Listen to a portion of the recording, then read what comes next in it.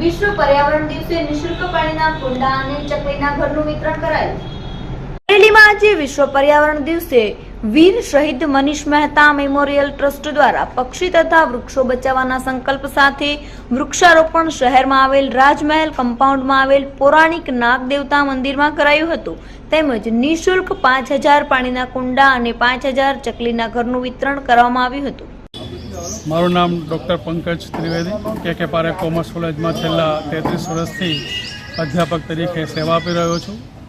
વીર શહીદ મનીષભાઈ Mehta memorial trust દ્વારા છેલ્લા 7 વર્ષથી અમરેલી શહેરને અને તેની જનતાને 5 જૂન પર્યાવરણ દિવસ નિમિત્તે ચકલીના માળાનું વિતરણ તેમજ ચકલીના પાણી માટેના કુંડાનું વિતરણ 5000થી પણ વધારે દર વર્ષે આ ટ્રસ્ટ દ્વારા કરવામાં આવે છે।